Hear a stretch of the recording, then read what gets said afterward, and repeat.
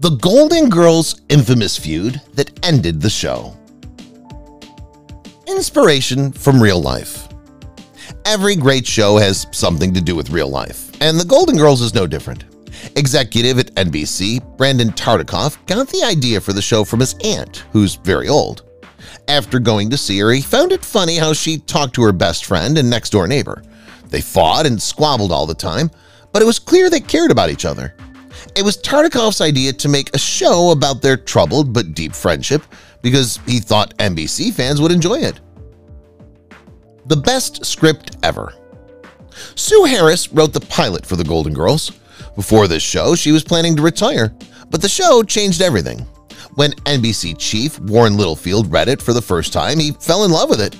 Everyone who quickly skimmed the pages felt the same way, even Betty White. Perhaps the best script I'd ever read. In this business, you get a lot of bad stories, or dogs, she joked, and I shouldn't use that word because I love dogs. Like B. Arthur. As Susan Harris was writing Dorothy, she had one person in mind, B. Arthur. At that point, she was already a big star in TV because of how well her show Maude did. As a winner of 1 Emmy and 5 Golden Globes, Arthur was the kind of star power they were looking for. She wasn't interested in the part, though. So Elaine Stritch was chosen by the network instead, but her test went horribly wrong and no one saw it coming. They didn't know what to do next. First refusal. The cast and crew of The Golden Girls had problems with B. Arthur before the show even began. It was a sign of things to come when she first refused to take on the job, but no one paid attention because they really wanted her there. Since she had worked with Rue McClanahan before on Maude, she didn't think the show was anything new. She also thought Betty White wasn't adding anything new, and the senior actor thought Arthur didn't like her from the start. Move your body in the right direction. No matter what you think of B. Arthur, she wasn't turning down the role on Golden Girls because she was tough. She just thought it didn't make business sense because the directors asked her and McClanahan to play the same parts they played in Maude. She also thought Betty White wouldn't do anything different from what she did on the Mary Tyler Moore Show. McClanahan finally got her to agree by telling her that she shouldn't turn down the best story that would ever come her way. Arthur finally said yes. Approval from Disney. You might not believe it, but Disney used to own the Golden Girls. They're now one of the biggest media companies in the world. Disney ABC Domestic Television put out this huge hit, and Michael Eisner had to give it the go-ahead. The idea was liked by the former CEO of Walt Disney Company, but he thought it wasn't current enough. Adding the character of Sophia Petrillo, played by Estelle Getty, fixed the problem. Eisner was so pleased with this move because it gave the cast a whole new lease on life. What an amazing change. The mother of B. Arthur was played by Estelle Getty, who was only a year older than B. That meant she had to sit in the makeup chair for hours on end to become Sophia. Even though she was the show's oldest character, Michael Eisner of Disney thought she showed the world that women in their 60s and 70s can still feel young. It was Estelle Getty who turned our 3 women into girls. That's what made it seem like a modern, young show to me, Eisner said. How to diagnose dementia. Lewy body dementia was found in Estelle Getty in 2000, and she quit acting. However, she showed early signs of the disease when she was still making The Golden Girls. Her co-stars noticed that she was having trouble remembering her lines and later wondered if this was a sign that she might be getting dementia. After hearing about Getty's illness, they called her, but she couldn't remember them or the show they worked on together. Being sad about the fact that she'll never remember one of the best times in her life seems impossible. Having problems with B. A lot of people who love The Golden Girls know that the actors weren't really best friends on set. Betty White admitted that B. Arthur wasn't her biggest fan because she didn't like how positive B was all the time. B kept the peace. She didn't like me. She was sometimes a pain in the neck because I was always cheerful, which sometimes made B mad. She'd get angry when I was happy, White remembered, as she talked about their difficult relationship. Rocky friendship. It wasn't friendly between Arthur and Rue McClanahan, even though McClanahan knew Arthur before they started making The Golden Girls and even persuaded her to take the part. McClanahan said she was a very strange woman, but she said her friendship with White wasn't so bad. McClanahan wrote in her book, Bea refused to go to lunch with Betty every day.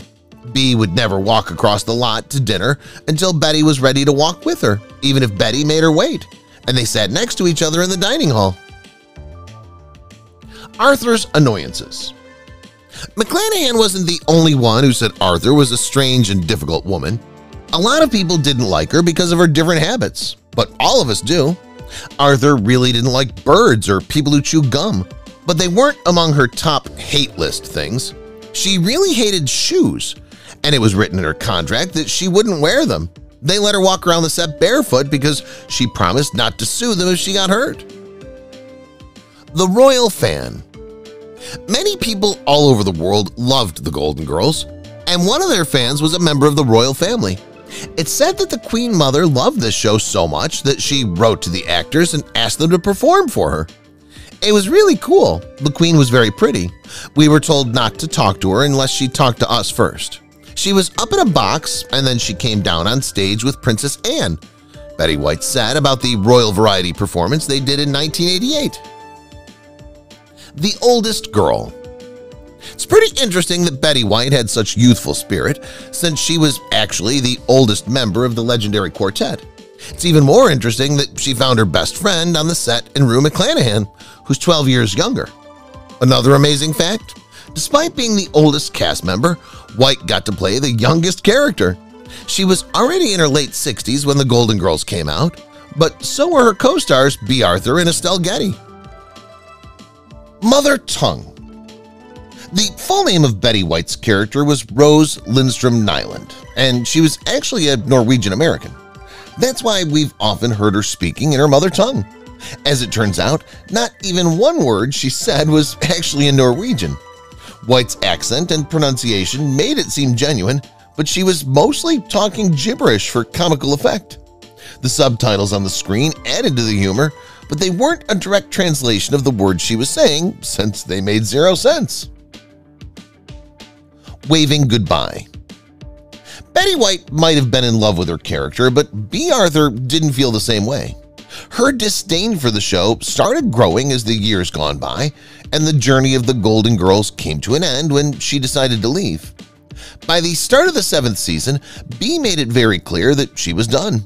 She thought the quality was starting to slip.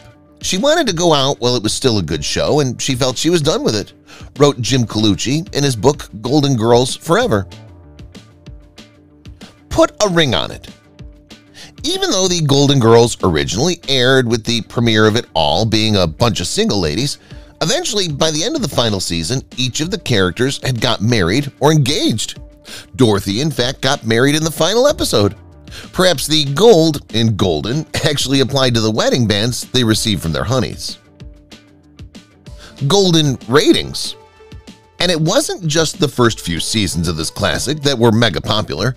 In fact, every year, the show just got more and more popular. So much so that by the time the show wrapped up for good in 1992, the season finale was so popular that a whopping 27.2 million people tuned in to watch the iconic moment. The show really was golden in more ways than one. Equal pay. As we know, Golden Girls had several forays into other television shows, with spin-offs such as Golden Palace. Though none of them quite achieved the success of the original show, the arrangement and salaries involved were still pretty big business. Because did you know that all 3 of the actresses who appeared on the spin-off, despite their different levels of fame and experience, all received exactly the same pay? Isn't that amazing? Audience participation. We know that Betty White became famous and beloved for her sunny personality, always happy to stop and meet a fan when she encountered. But did you know that this outgoing and friendly nature even showed itself actually on set? Because during breaks in filming, she'd go and chat to the audience members. Apparently, this was something that annoyed Bea Arthur to no end, as she took the whole thing a lot more seriously. It's in the bag. As well as the iconic and lovable characters, there was another super memorable thing about the beloved show: Estelle Getty's famous straw purse. Sophie carried this purse around so much during the series that it became almost a character of its own. But did you know that Getty in fact bought this purse herself when shopping for props on the way to her audition? We wonder if she knew how iconic it would become. Royal favorite. We know that this classic sitcom had a huge slew of not only regular people adoring it across the world, but also claimed many celeb fans. But did you know that one famous face who enjoyed the iconic comedy was not only famous and beloved, but an actual royal princess? That's right, none other than Princess Diana was rumored to be a fan of the show, apparently once spending the afternoon watching it with Freddie Mercury, of all people. Classic cameo. You know that a show has attained true iconic status when it starts rolling in the celeb guest stars, and Golden Girls certainly had more than its fair share of iconic celeb appearances. Do you remember the classic episode, You Gotta Have Hope? It's the one where Rose tries to find her real father, because not only did the beloved Bob Hope appear in the show, but he was starring as none other than himself. It's me, Mario. Being that the show was centered around characters of a certain age, it makes sense that someone as old and veteran as Bob Hope would appear as a special cameo. But the special appearances weren't limited to the older stars.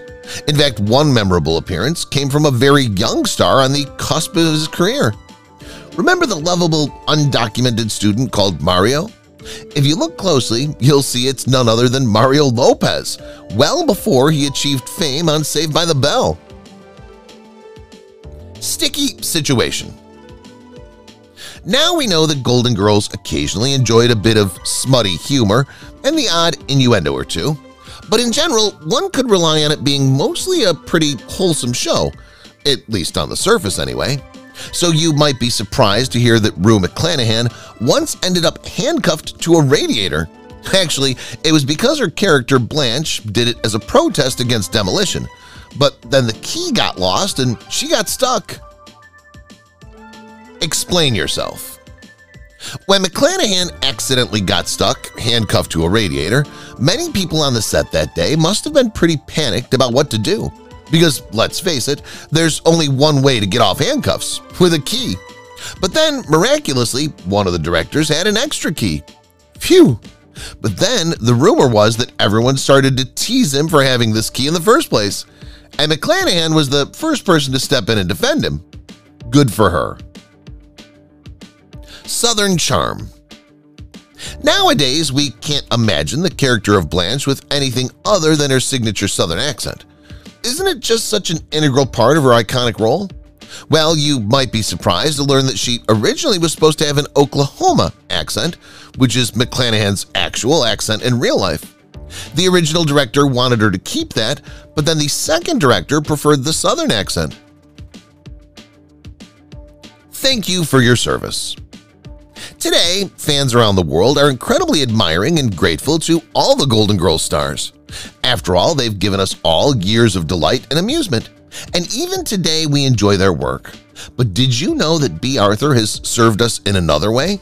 Because before her TV stardom, she served as a U.S. Marine. She served there as a typist, truck driver, and dispatcher before becoming a star. Talk about multi-talented. The fourth wall. Isn't it odd when you watch a sitcom enough, it begins to feel like real life, and as if you're just a fly on the wall in these people's lives? But then you realize that you've never questioned certain obvious things, like why you only ever see one half of the room. Think of the iconic kitchen table where the girls often sat together. Did you ever notice that there were only 3 of them sitting at a time? That's because the 4th chair would have had the back to the audience. Golden Grub. We know how popular and beloved Golden Girls was and continues to be today, so it's no surprise to hear of adoring fans paying tribute to the iconic show. But one fan went much further than most, opening none other than a Golden Girls themed cafe. The Rue La Rue opened in New York City, run by McClanahan's friend Michael J. LaRue. Did he change his name to suit his fandom? We're not sure, but we know the cafe used to be filled with memorabilia from the show. Keeping house. As well as the iconic and beloved characters, one key element of the show was, of course, the much-loved Golden Girls house. If you were asked where this was, you'd say 6151 Richmond Street in Miami, right? In fact, this isn't even a real address. In real life, the exteriors of the shots were filmed in different places, in Brentwood for the first season and Hollywood Studios for the rest. Rapid resurgence. Even though we know that Golden Girls was a mega hit back in the day and still remains beloved in the hearts of fans, you may be surprised that even today, it's also gaining whole new populations of viewers. Because in April 2020, it became one of the most watched shows on streaming giant Hulu, with almost 11 million hours of the show being watched. After all, it was the ultimate quarantine treat. Golden Bros. Today's world still knows and loves Golden Girls, even though it originally aired so many years ago. And so much so that some of the biggest stars of today are still paying tribute to the iconic show. For example, Property Brothers star Drew and Jonathan Scott revealed on the Kelly Clarkson show that they want to renovate the classic house. Not only that, but Drew wanted to play Blanche in a reboot. Betty White's Centennial. On January 17, 2022, Betty White would have celebrated her 100th birthday. What an amazing achievement that would have been. She was planning a birthday celebration, which all fans could be a part of. To mark the occasion, she was hosting a special movie titled Betty White, 100 Years Young, A Birthday Celebration. Unfortunately, she died just 18 days prior to that birthday. Saying goodbye. Sadly, just a few weeks shy of her 100th birthday, Betty White passed away on December 31st, 2021. Even though Betty was about to be 100, I thought she'd live forever. I don't think Betty ever feared people passing because she always wanted to be with her most beloved husband, Alan Ludden. She believed she'd be with him again, her agent and close friend Jeff Witches told People. But the show must go on, and the star-studded film event, Betty White, 100 Years Young, A Birthday Celebration, was still released as planned. It came to select theaters for one day when it would have been her 100th birthday, January 17th, 2022. Goodbye, Pawn Stars.